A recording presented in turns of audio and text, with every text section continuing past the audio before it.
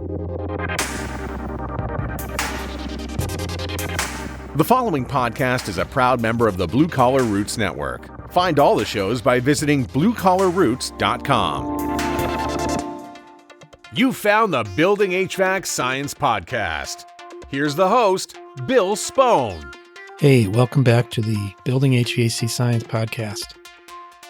COVID-19 has impacted the way people interact for many months now, especially the way people interact with each other in spaces outside of their homes. What do the air quality scientists have to say about the management of indoor air? What kind of measurements are significant and important? Will this pandemic impact the way we do things in HVAC after it subsides? We're pleased to have Steve Pascuzzo, manager of Testo's commercial division, join us on this podcast to discuss indoor air quality metrics with a keen focus on managing the return to schools after COVID-19.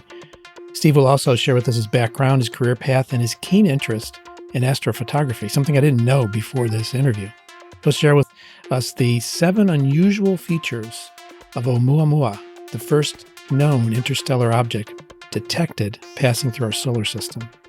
There's some links in the show notes back to Testo products at the TrueTech Tools website and to the ASHRAE technical resources for the reopening of schools and universities, which is most of the focus of this conversation. So let's get into Steve Pascuzzo teaching us about School IAQ with a little sidetrack on astrophotography. Welcome back to another episode of the Building HVAC Science Podcast. This is your host, Guillermo Cocciaro. Wait a minute. No, I'm Bill Spohn, but actually my background's Italian, and so is this guy we're talking to today. His name is Steve Pascuzzo, or maybe Pascuzzo if you're American. Steve, how you doing? Doing great today, Bill. Well done on that pronunciation.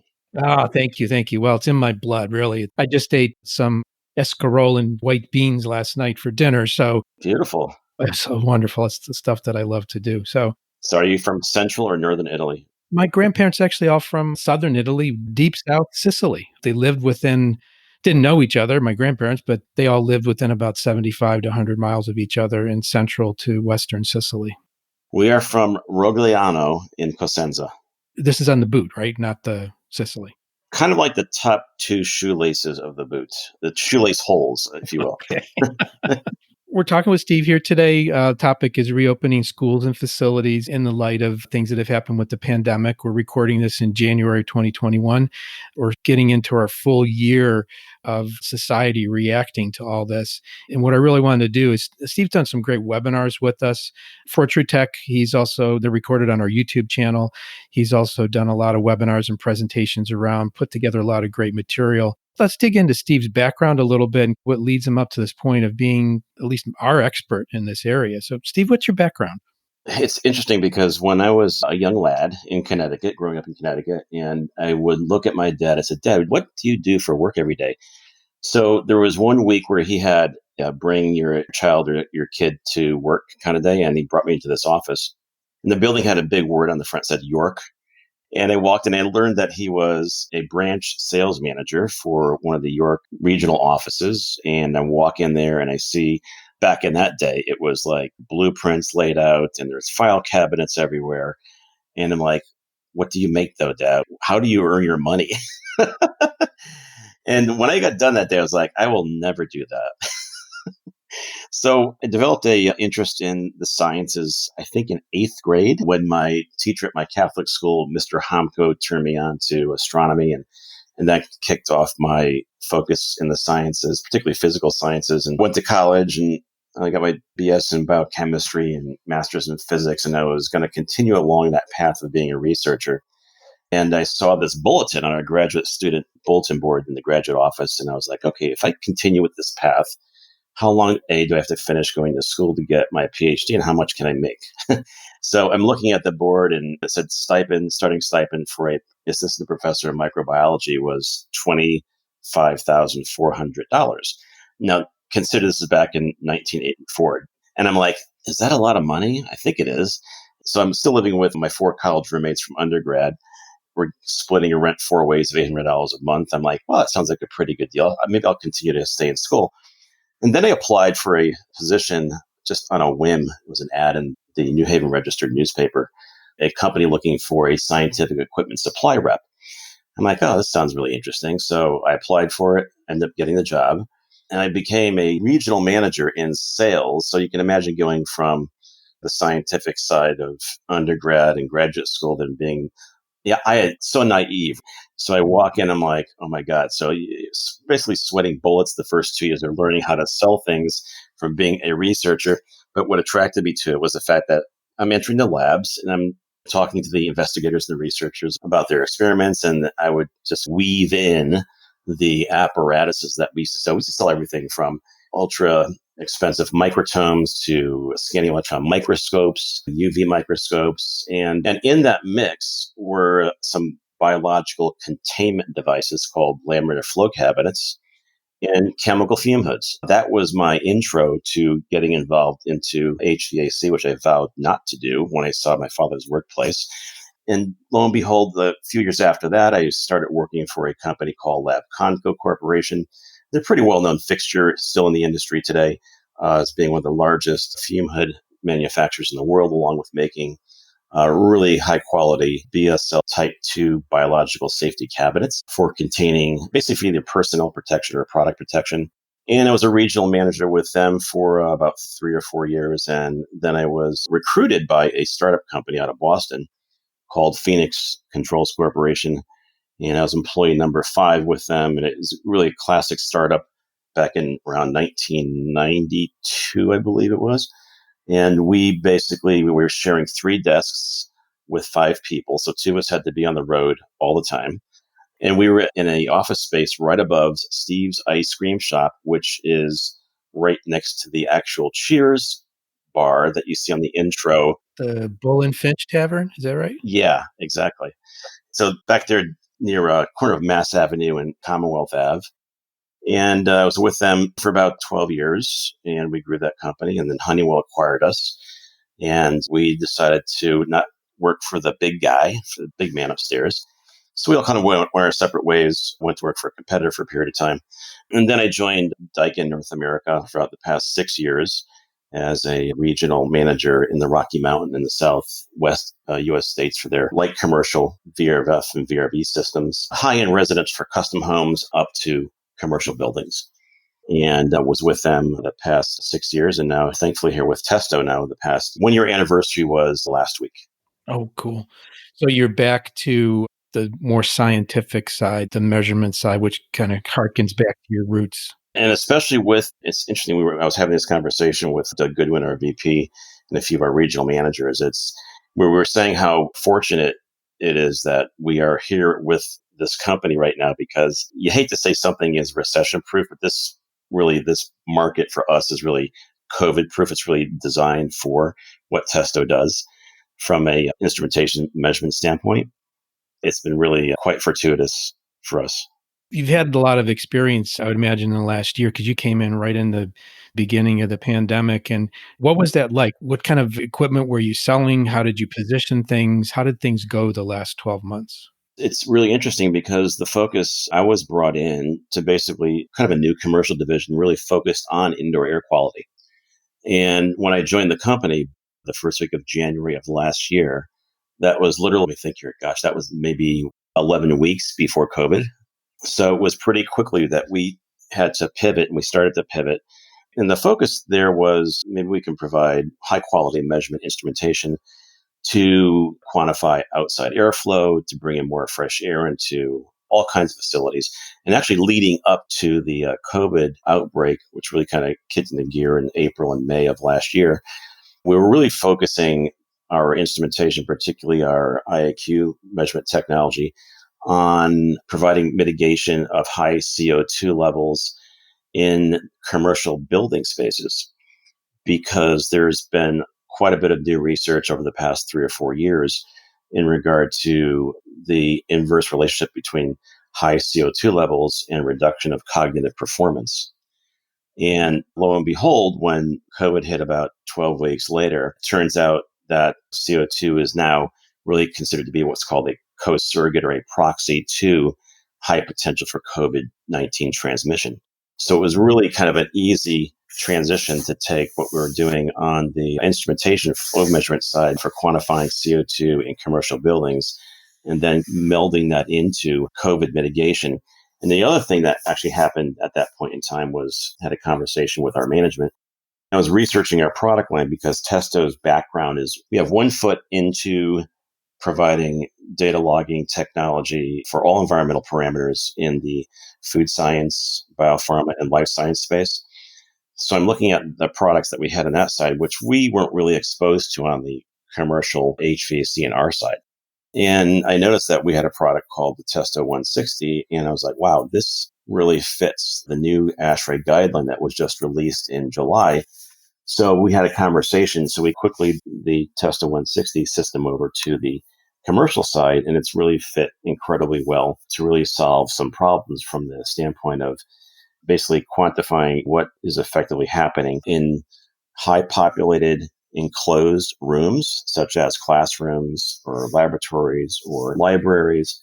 And the big important thing there is it's been identified that COVID is highly transmissible via air. There's a lot of research and contention. Yeah, back and forth all summer and Yeah, fall long. Yeah. in the medical community back then was that, was it mostly by contact or whatever, but there's been a number of studies that have been produced and links that have been created to actually verify that transmittance is just as viable as contact for this virus. I would encourage listeners, if you want to get like the real in-depth technical details, we do have, like I said, 2 webinars that are on the TrueTech YouTube channel that Steve presented on our behalf that you can dial in to all these specifics here.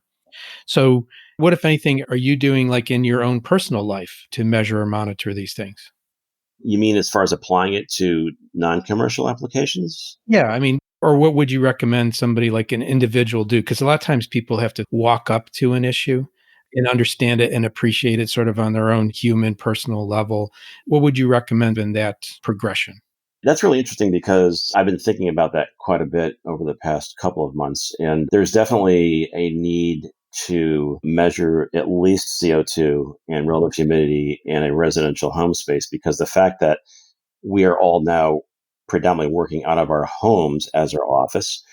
And unlike commercial buildings, which have quite a bit of designed outside fresh air coming in, I would probably venture to guess that 98% of all homes, even new construction homes, are 100% recirculation.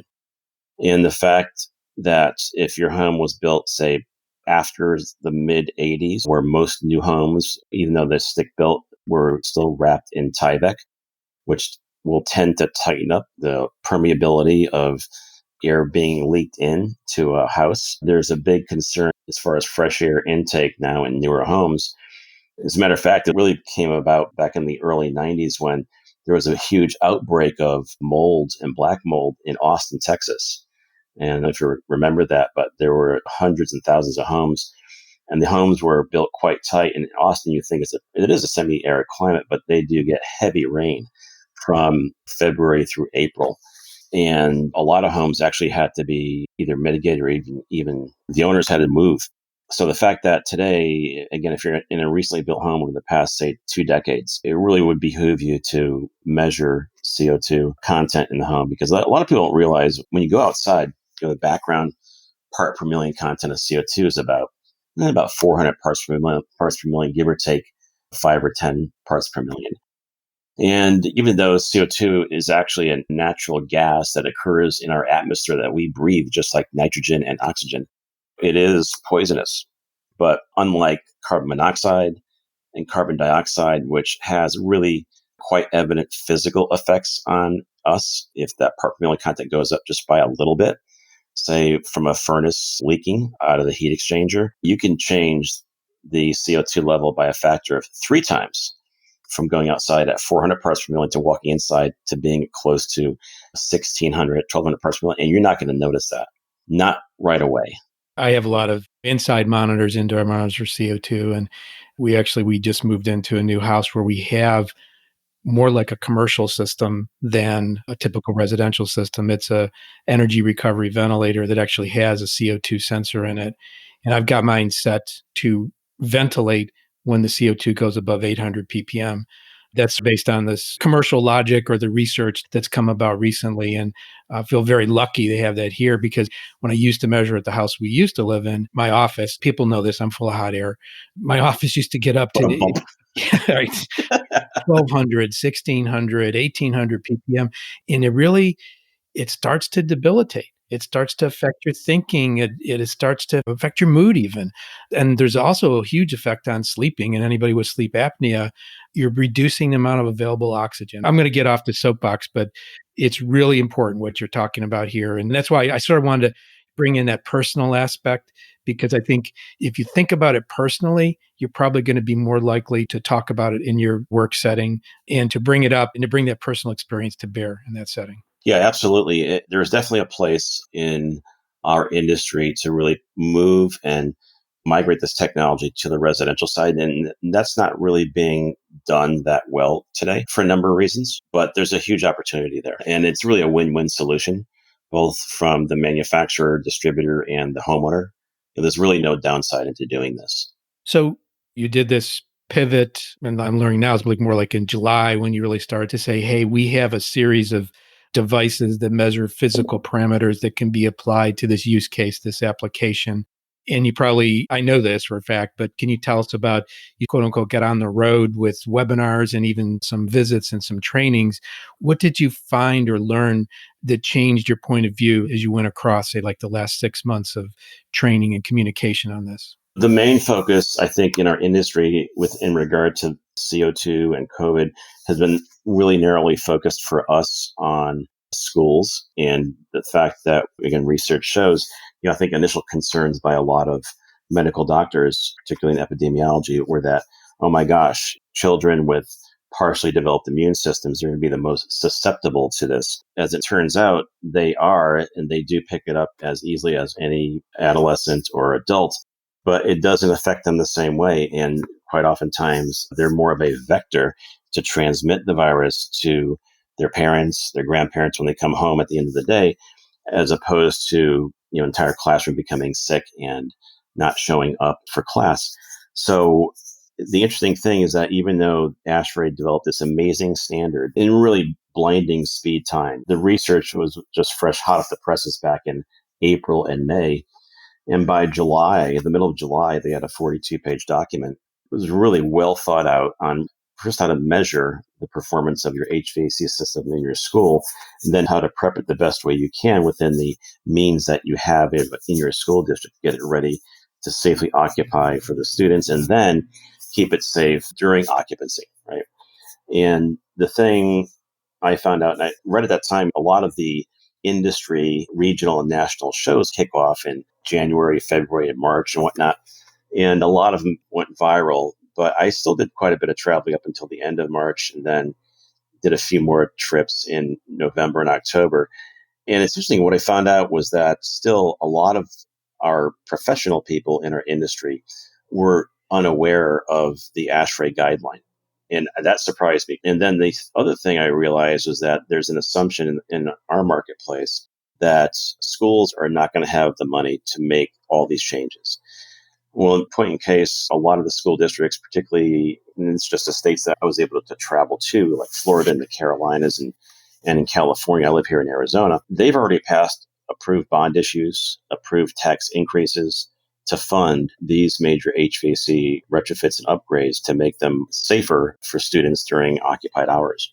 So a majority of the people in our industry, I think the assumption is that schools don't have the money. They have various accesses to money to get these mitigation efforts underway and started. That's a good thing. So what I'm getting at is that this is still an educational process, even with our contractors, even the facility engineers or supervisors that work in some of these schools are unaware of the new ASHRAE guideline, which is surprising. But then again, that's called job security.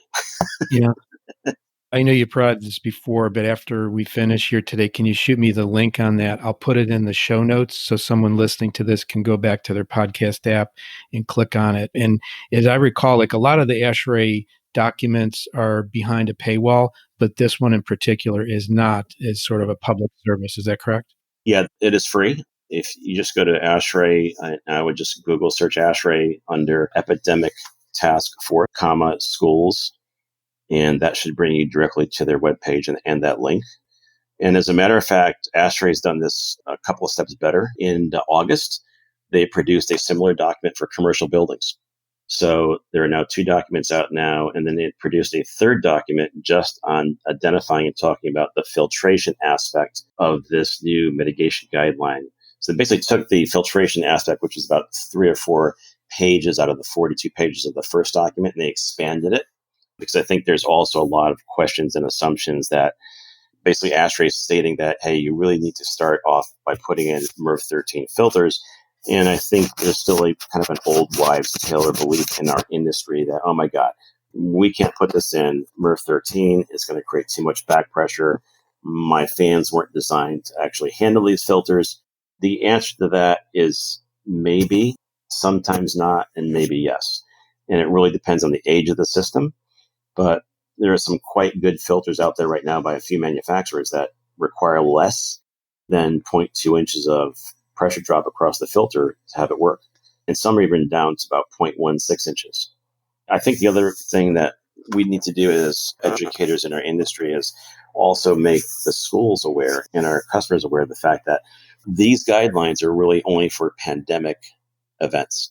So once we determine that nationwide that this pandemic is over, then you don't need to go back and continue to use MERV 13 filters if you don't want to. So you can go back to the regular operational procedures. And that's the other thing that also changed as well. ASHRAE instituted startup and pre-occupancy HVAC guidelines on how to prep any school before the school is occupied. But again, once that pandemic is over, before the next one hits, who knows when that will be, but you can actually put these guidelines aside and only bring them out when we're in the pandemic event.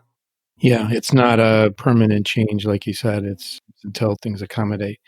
You mentioned something before we started recording and alluded to it in sparking your interest in Catholic school and astronomy. Let's break away and talk about your hobby, which I think is really interesting. Yeah, one of my many hobbies. I'll never have a problem retiring, that's for sure, because I've got plenty of things to do. And I always tell my kids, they're like, Dad, how long do you want to live? I said, you know what? I could use another 200 to 300 years easily. To work through all this. Yeah, there's so much stuff I still want to do and not enough time to do it in. But my main core hobby is astronomy. I'm an astrophotographer. Also, actually, I've got the book right here in front of me. It's called Exoplanet Observing for Amateurs, second edition by Bruce Gary. So I'm going to be getting into doing some exoplanet research and hopefully discovery using what's called the transit method to hopefully find new exoplanets. So that's one of my focuses within my hobby of astronomy, but I also just go out and do general astrophotography. Living here in the great Southwest in Arizona really affords, compared to growing up in Connecticut, and you know about the East Coast or Northeast, Bill, if we have 2 or 3 clear nights a month, that's pretty much standard. Out here, we probably have 80% of the evenings 100% clear, cloudless. You can find me on a Thursday or actually a Friday night, Saturday night, heading probably 120 miles east of Scottsdale, heading up to the eastern mountains up above the Mogollon Rim. And it's interesting. It's only about an hour and 20-minute drive, but in that hour and 20 minutes, I go from 1,600 feet elevation to 7,400 feet. So with a lot of that water vapor below me with clear skies, you can really have some great images, both wide field. And a lot of people don't realize if you've got a DSLR, a Canon or a Sony, and it's got what they call a kit lens, a regular lens that you bought with the camera, all you need is a tripod and you can go out and take amazing images of the Milky Way with the stuff you have right in your house today. And a lot of people don't realize that. There's a little formula called the 500 rule, where basically you take 500 and you divide it by the focal length of your lens.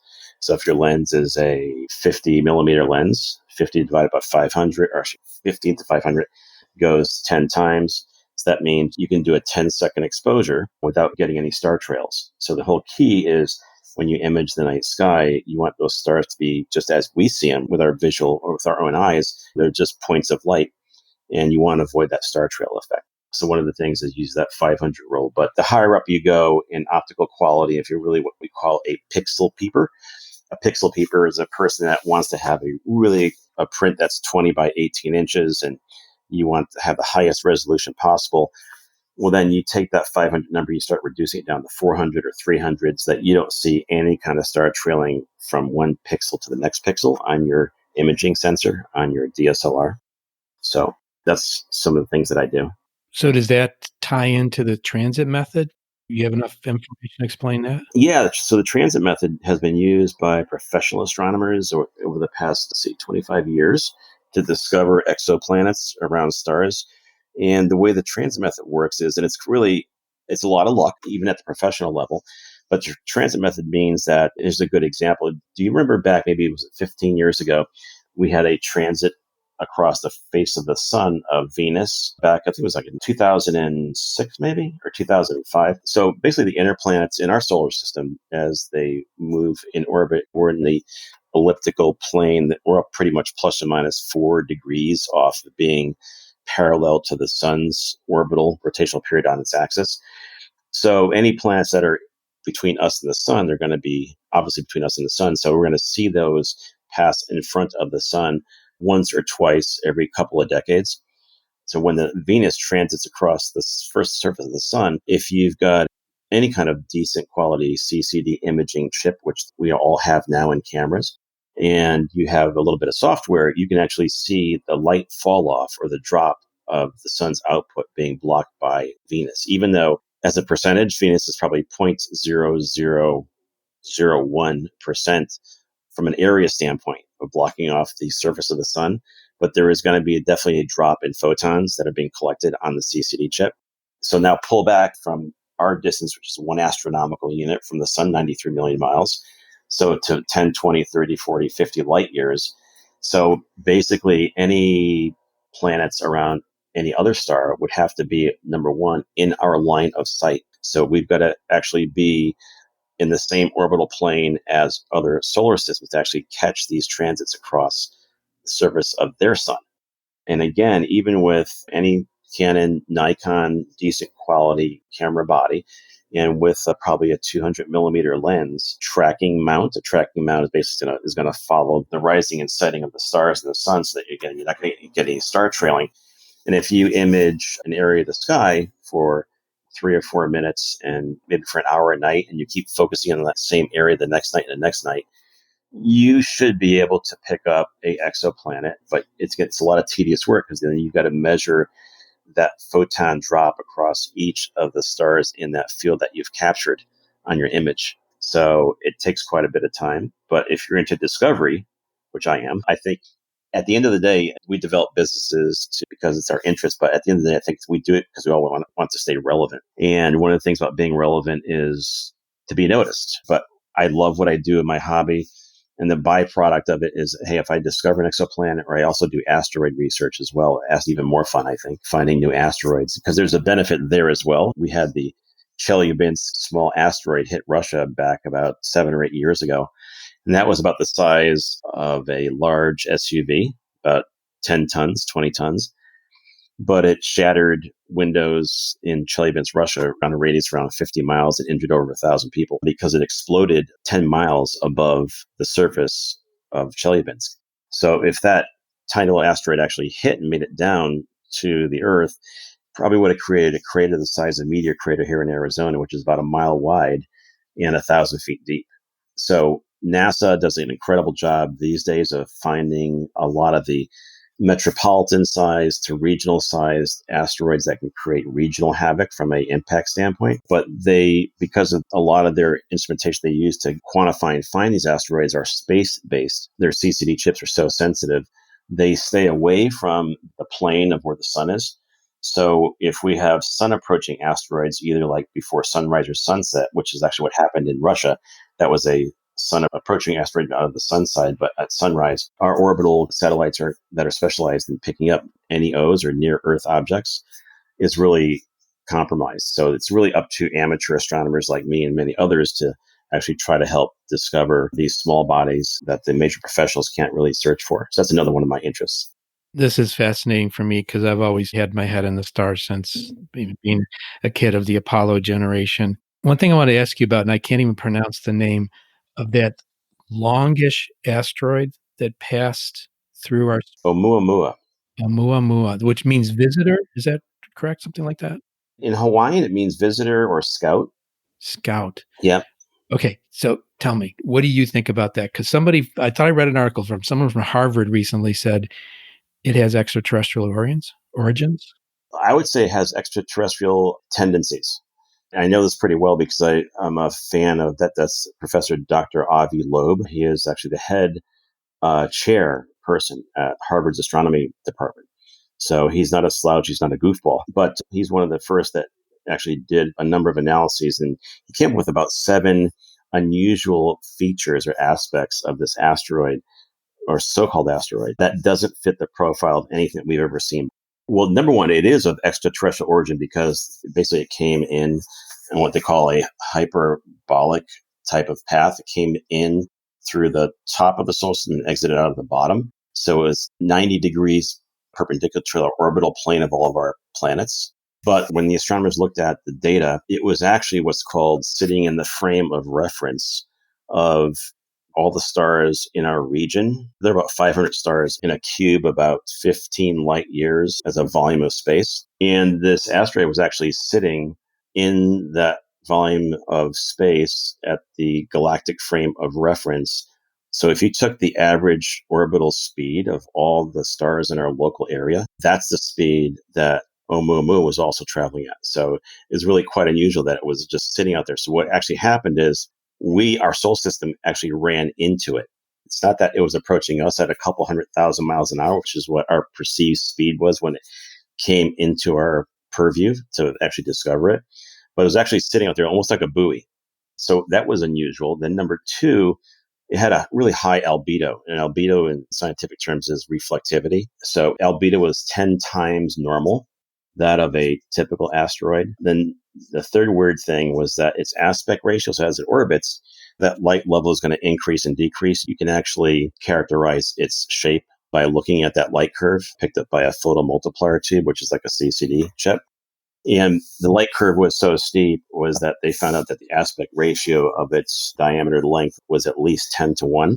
So almost like a cylinder or a long, I guess a cylinder-shaped object, right? A tube or something, yeah. But the most confounding thing that really threw astronomers was that, because the big debate was, okay, is it a comet? Is it an asteroid?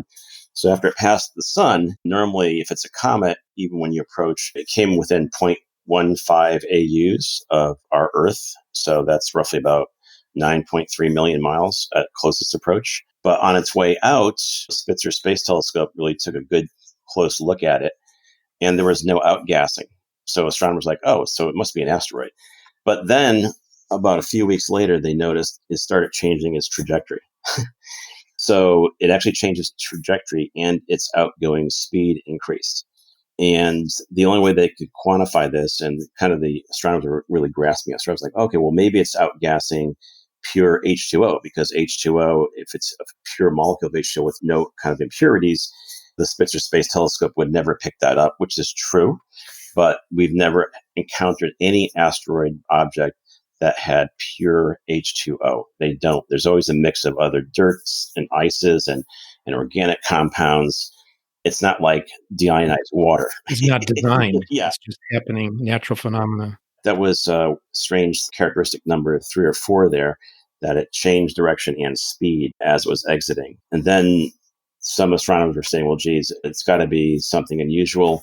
Maybe the calculation was that if it changed direction and speed by that much, it's pretty easy to calculate how much mass it would have to shed by looking how much its change of its predicted orbital path went off, plus its speed increase. And it turned out that the object had to shed about 100,000 tons of its own mass to make that change. But there's no recorded imaging data either in the infrared or ultraviolet or anywhere that any of that took place. So it's a mystery. So using statistics, a lot of the astronomers, including Dr. Loeb, said, okay, well, the fact that we just launched this satellite is called Pan-STARRS. So Pan-STARRS actually discovered the asteroid within about 3 months after it's starting to operate. Like, okay, so this must be a very common object. Maybe we just have never had a satellite with the right telescopes and right wavelengths to spot these interstellar visitors before, the fact that we found it within 3 to 4 months of starting this new probe, which was designed to actually find these new interstellar bodies, and we did. So they did a calculation. They said, okay, in the volume of space between the sun and the Earth, there should be about 15 or 20 of these in this space at any one given time. We just happen to find one. And they said, okay, if it is a natural origin asteroid, we should find one of these every month here on out after that. Well, now it's been almost 3 years and we haven't found anything else, which is strange.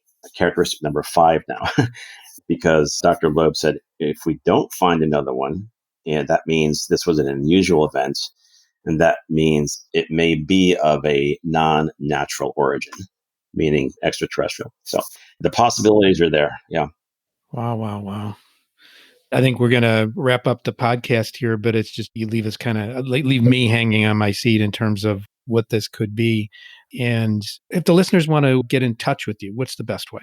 Yeah, best way is my personal email is STEVE, so Steve109, N as in Nancy at Gmail. That's the best way to reach me. And actually, if someone is really interested to look into this deeper, Dr. Avi Loeb has actually done a number of podcasts on a great YouTube channel called Event Horizon. And Event Horizon is a product of a gentleman named John Gauthier. And he actually is a science fiction writer, but he does an incredible job. It's really more of a video podcast. So the graphics he's got in the background, along with the discussion with the scientists he has on every Thursday. But he's interviewed Dr. Avi Loeb 3 times over the past 3 years about Oumuamua and other topics about extraterrestrial opportunities to find and discover potential inhabitants elsewhere around the universe. And as a matter of fact, there's been a new thing that just came up, is that Proxima Centauri, which is our closest stellar neighbor, which is a star, it's actually it's a red dwarf star around Alpha Centauri. Proxima Centauri B is a Earth-sized habitable planet in that solar system. And the Breakthrough Listen project out of the Bay Area has been looking for SETI signals for about the past 4 years. And they just picked up a signal from that solar system, and it's passed all their filters, meaning that it is not of terrestrial origin. Or a natural event or natural phenomenon, yeah. Yeah, or from a man-made satellite or anything like that. Oh, right, something coming from near Earth orbit that's man-made things that are wrecking the signal. Wow. Wow, absolutely. Wow. This was a fascinating turn in the podcast here to what you got us into. Yeah, I don't know how to bring it back to Testo at this point, but okay, Testo's got a round logo, which is shaped like a planet. There you go. How about yeah, it's kind of shaped like a G-type star. It's like a amber color. Yep. So we did. There's a tie in there. All right, we got a stake in the ground. We're back in home base now. Yeah. I really want to thank you, Steve. This is great. I want to get this produced and out there to the listeners. Some really interesting content. And again, take heed of some of the topic of discussion here about reopening schools and facilities and what products like Steve offers from Testo can do for you. Yeah, really important, because that product, the 160, easily applied for residential application and particularly commercial buildings. And this link between cognitive performance and high CO2 is a real thing. So even after COVID goes away. Well, I want to thank you for coming on again, Steve. I appreciate it. And thank the listeners for listening in. Thank you very much, Bill. It's been fun. Well, thank you for listening to this podcast about School IAQ. A little side light on astrophotography here with Steve Pascuzzo from Testo. There's other trade-related resources and influencers out there that we really appreciate working with, like Brian Orr at the HVAC School and Caleb Salibi, Zach Ciota of HVAC Shop Talk, Stephen Reardon, the HVAC Reefer Guy, Mike Mayberry, Tool Pros with Brent and Billy, and Service Business Mastery with Tersh, HVAC Overtime, HVAC Videos, Corbin and Grace Lunsford of Home Diagnosis TV, and of course Jim Bergman and the Measure Quick YouTube channel, all the great things he does in interviews regarding Measure Quick. Here's a thought for today. It's a quote by Brian May, one of the members of the band Queen, and also an astrophysicist, degreed astrophysicist. The quote is, "Astronomy is much more fun when you're not an astronomer."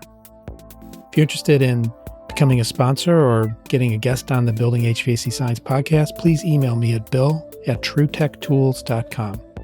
Some of the topics we discuss require technical training for proper interpretation or safe execution. So if you're a trained pro, you can go ahead and do it. But if not, please consult and hire a trained pro. The Building HVAC Science Podcast is a production of True Tech Tools Limited. Thanks again for listening. We hope to have you back next time on the Building HVAC Science Podcast. Take care.